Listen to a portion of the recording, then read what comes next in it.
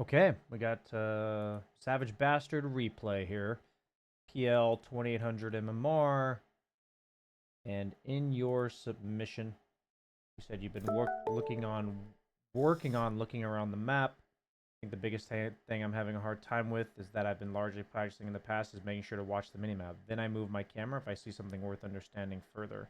For instance, an enemy mid-farming alone probably isn't worth me moving my camera for, as I can check their items just fine clicking the portrait. So, like, an example like that might be that I want to see where they walk from the wave. Are they walking aggressively or defensively? What is their mana and health resources? Stuff like this. You don't necessarily have to look at them, but you can also kind of see a lot with what they're doing. This is just... I am leaning away from telling people to check them around the map more and more leaning towards telling them what the benefits of checking are, and it's up to you if you find that useful to you. I think I'm realizing that a lot of people are trying to check too much, which is understandable with the advice that I've given. So it's much more about intentionally checking things and understanding what they mean. Yeah, so let's make sure we're on the same page, because I don't think I did the best job of delivering that feedback. So I think my feeling is that there are things you guys need to be looking at that you're not looking at. So rather than telling you to look anyways, I'm going to try to explain as best I can what I want you to be looking at so you understand the reason behind it. I think that's the most important thing for you guys to improve. So if you don't understand why you're supposed to look, then I'm not doing a good job, basically. So against this specific lane, I would highly lean towards leveling my W because it's very dispel heavy lane, Dazzle as well as Wyvern. I can dispel Poison Touch, I can dispel the Q, so I would not have leveled Lance here. This is like a 10 out of 10 dispel lane.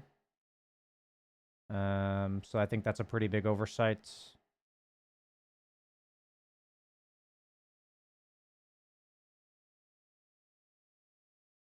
So the nice thing about PL against ranged heroes is we can minimize how much they click us, and then we can just out CS them. So you're trying to CS with lances. I would have just been defensively aggroing a lot and using my W to remove their spells. And then just farmed up a ring of health right away. That's like how I would have played this lane. Rather than going for the components of treads. So you did end up leveling your W. I think the issue you're running into is that you bought a stick because you needed mana for your lances, but I just wouldn't be lancing them, basically. You could be using your Phantom Rush to follow up on your Sky's aggression. So I think your approach to this lane, it's just very different than what I would have done. The advantage of playing against two ranged heroes is they have lower base damage, and you can just use defensive aggro to position the creeps so that you have like you can time your CS better, basically. Like they have to attack from far and you're just melee range. Since you're higher damage, melee range, it's like pretty straightforward out CSing.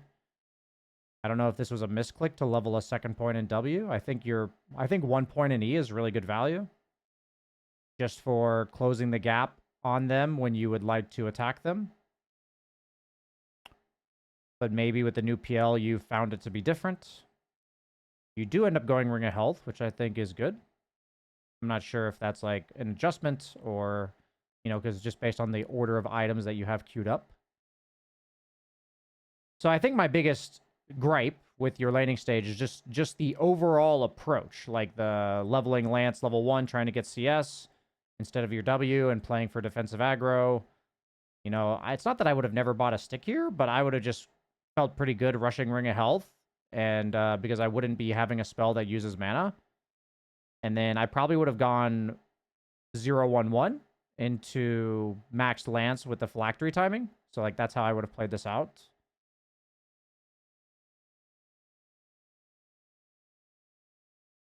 So you're actually going 2-2-0. And this might be something that, with the new PL and not getting agility from your E, you just think it's really bad. I'm not sure. I always think it's a useful spell to close the gap on ranged heroes. In the past, it was useful even against melee heroes because of the 10 agility, but obviously that's not the case anymore.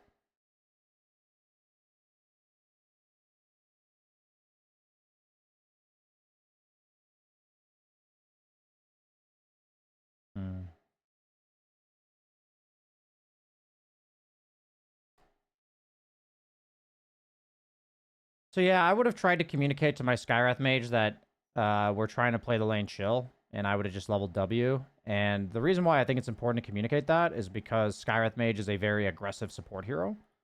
So when you're going to do something that kind of goes against the nature of a specific hero, it's good to communicate that to them.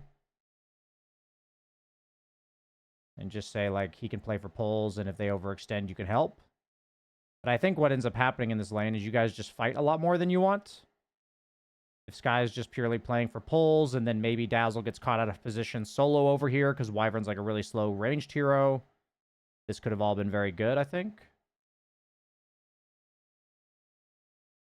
I would have considered just rushing Phylactery. I don't know the exact order in terms of how it feels, if it feels good or not, but I think if the lane was going better up until this point, you could have had a really sick timing with 4-1-1 skill build and rushing Phylactery. But I don't know the details of that in the current patch. Like, I haven't felt it out well.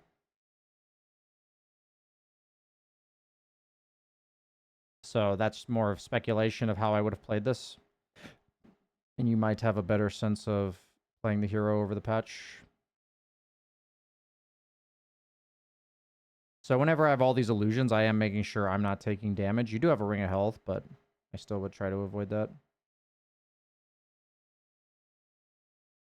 I guess, like, one big thing that I feel like you're not looking at is, like, this whole time I'd be doing this to see what the lane is doing, so that when I head back over here, like, to get these creeps, I don't miss the creeps going into tower. So, like, I would see this, and then I would walk this way to get it, rather than go over there. And I'm missing an entire creep because of that. And that would have happened better if you had checked the wave earlier. So that's, like, one reason to really look at things. So now you're going back for maxed E. I guess I just don't know what the skill build is meant to accomplish. It doesn't seem like you really have a vision coming into the lane.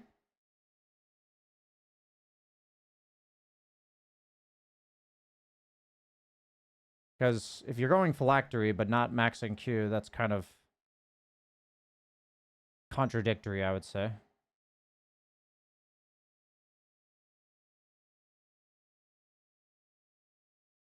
The second point in W seems very odd to me. I hope that was a misclick, I guess. Like, it could just be a misclick. So, once again, like, when you're here, I think the #1 reason you need to move your camera is to see what they're doing over here. I want to know what's going on over here. You can read people's body language. Are they setting up to dive you? Are they keeping the lane static? Because, like, if they're keeping the lane static over here, it might just be best to go this way. Because otherwise you go to this camp. Like, maybe it's like this. But, like, it tells you a lot about what you're going to do next. But by never looking, I have no idea what they're doing with the wave. So I think rather than telling you to look around the map more, when you're farming the camps near your lane, whatever lane you're in, like you're farming this lane, like these camps, or like these camps, I need you to check the lanes near you. I need to know what's going on with the lane equilibrium. It's not enough to know that there's 2 heroes there. That just doesn't tell you the information that I'm trying to gather for you. Because what I'm telling you will tell you where the lane is going to be when you're done with the camps. So then you'll know, like, a better sense of what farming pattern you want to have. Okay, so you TP'd away. That's reasonable. I would have probably stayed on these camps, because I'm not all that afraid of, like, the Dazzle Wyvern. I think this is, like, an overly conservative move. I would have TP'd here and then gone this way, back to my lane. Because now you don't want to be stuck not going back to this lane, because this lane's pretty good for you.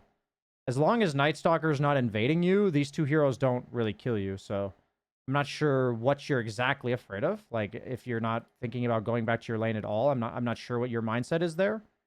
But I would be thinking I'm happy to be in my lane in this game, because they don't have, like, a Sand King or, like, an Underlord or something like this, you know? It just clears all your illusions. It doesn't care about you.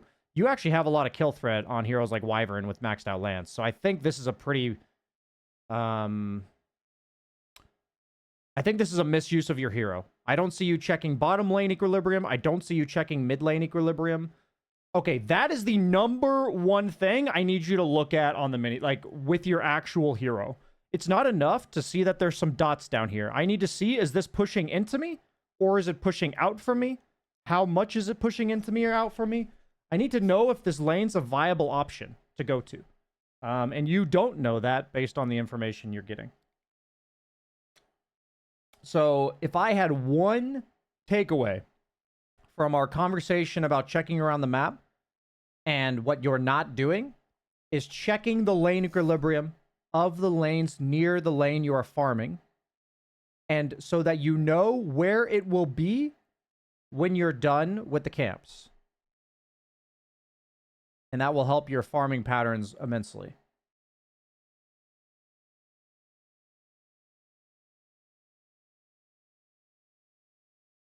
This is like a really weird skill build. It doesn't make sense to me.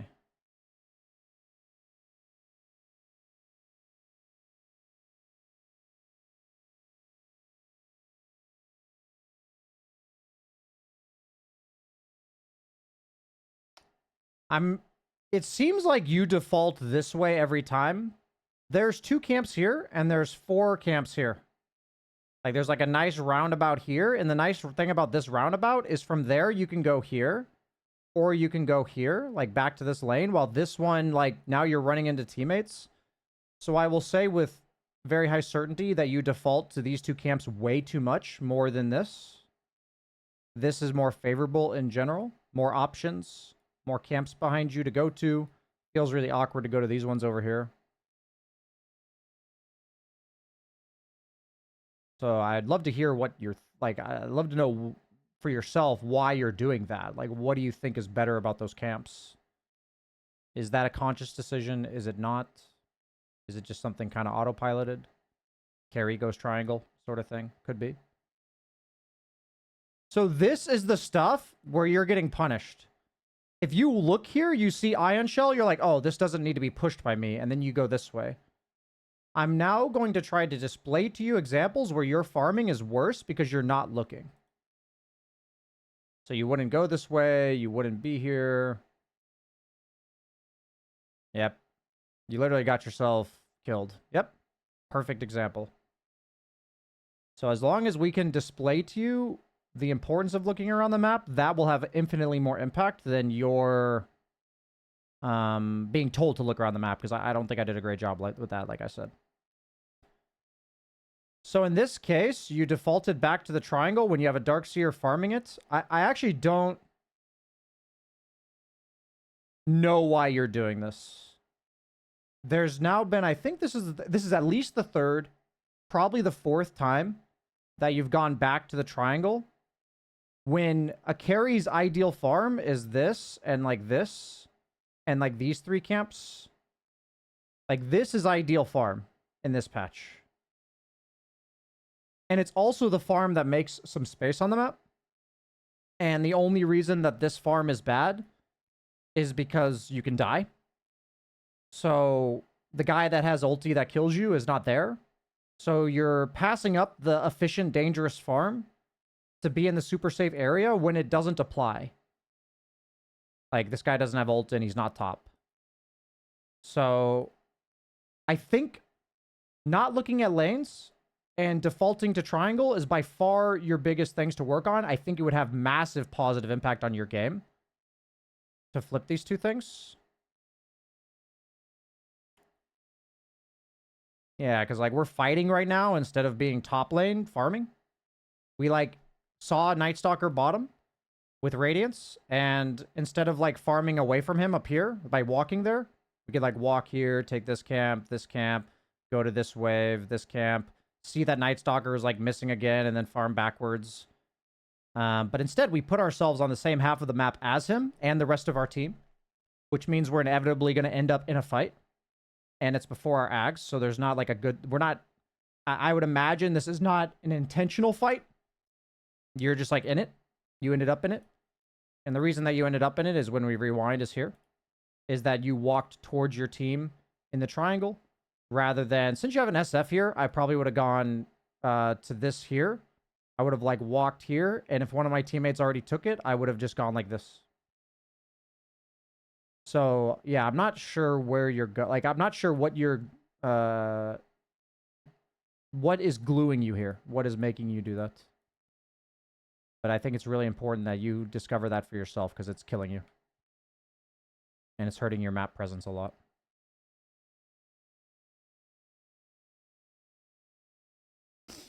So I might have missed it. I didn't see what your SF has this whole time. I had no idea what his build was. So that means we're like further in split push mode. I'm like fully aware we're in split push mode because this guy has Boots of Travel, Blink, Kaya. So full on dodge mode. So like I see what's happening here. So like I see this and I need you to turn around. Like I see this right now and I need, instead of going for this camp, I need you to turn around right now. I need you to immediately advance on the map. I had it in my notes that you're not consciously advancing and retreating. What you see on the minimap is much more important that you consciously retreat or advance based on it, rather than checking the fights. And generally speaking, the more information you have, the more likely you are to advance. That's just a good rule of thumb.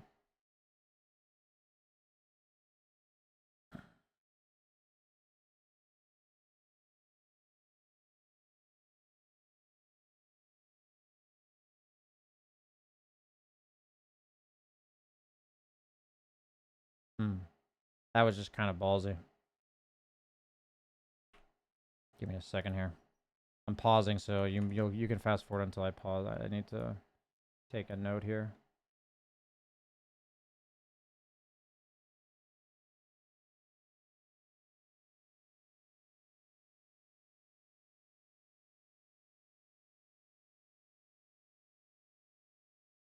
Yeah, so this is the moment that we were unhappy with conscious retreating or not. We would want to turn around right here. And I'm taking note for myself so I can help you and more players in the future better understand this. But what happens here is instead of this fight, you would have been like at this camp, at this wave already by the time Gyro gets here, and then you would like farm backwards and avoid this fight entirely. Like that's how I see this situation playing out.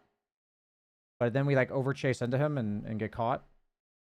Like the effect of it is that you run into people further along, like less further along on your farming patterns because it took you longer to get there. It's really hard to quantify how much that backfires for you, but it does. So it's a daytime Night Stalker, but he has ult, so we want to try to force it if possible. So these are spots where I'd be looking at what's going on with the heroes for sure. I wouldn't be near my team because I have a TP. I would have walked down to the... So this is a situation where you're walking towards your team when you have a TP, and there's options to farm here. It's really important that unless you just think this is the best fight you're ever going to get, that you split off from your team and push this wave and then be ready to TP. Because now we're fighting no matter what. Like, you're 100% fighting regardless of what situations happen. And that's not what we ever want as a carry when avoidable. So I really don't like that you walked out of base and then walked towards your team. It's great that you walked out of base holding your TP, because then that allows you to walk away from your team with a TP. But then so you did the first part right, and then you followed it up with something that goes against it, right? Like, it's not utilizing the fact that you walked out of base. So an example here is that you just recently saw heroes here, and you're in dodge mode, so I need you to go this way.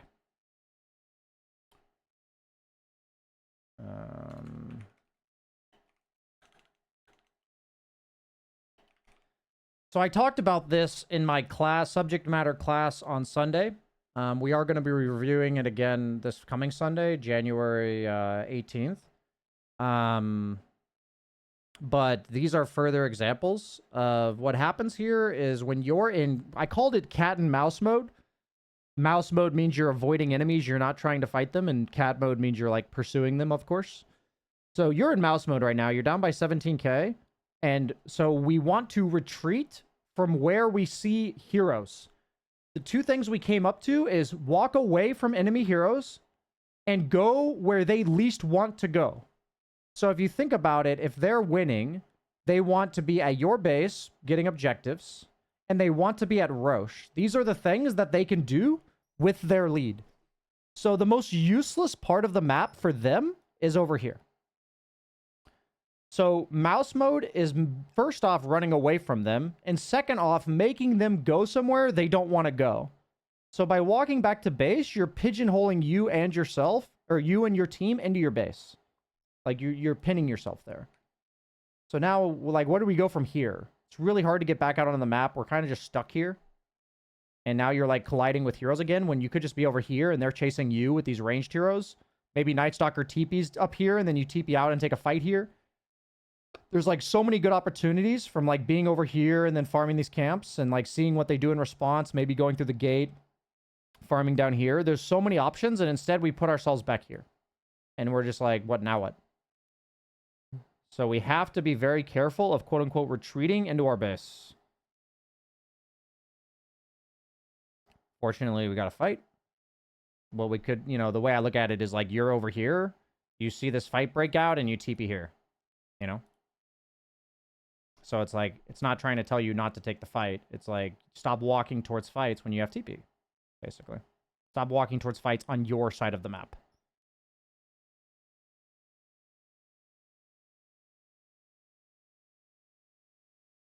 Yeah, I was going to say, I'd definitely go Shard against Night Stalker. You don't seem to use the bottom camps very much. Okay, now you're using them? Okay, yeah, you weren't using them before, and then you suddenly started doing that. So I would be mantaing to get the next wave. So, like, on my way out here, I would have mantaed, like, right here and put it at this wave here. I think that's a big misuse of your manta, or lack thereof.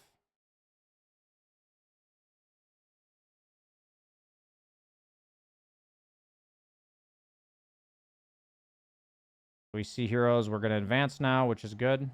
I want you looking, which you are. Okay. Okay. Didn't play that fight too badly. I think you're just too far behind. I don't mind that decision.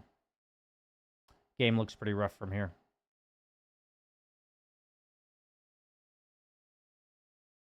Yeah. I think we got our major takeaways. Being glued too much here. Looking at lanes to see the lane equilibrium and where they'll be. That actually got you killed right here. I'm glad it punished you in like a very noticeable way. And then consciously retreating on the map and advancing. It looks like you did it a bit better later, where you were like over here and then you saw them top and you ran towards the tower, but you didn't do it here. So a bit of inconsistency there. Work on one of these things at a time. I always remind that. I think the first thing you want to work on is to look at lanes when you're farming near them. Specifically from like minute 6 until minute 20-ish. Very important. It's not that it never applies earlier or later than that, but it's like very important in that window. It'll probably get you killed, you know, half a time a game, like once every 2 games, the way that it got you killed at 18 minutes here. So highly encourage you to work on that one first.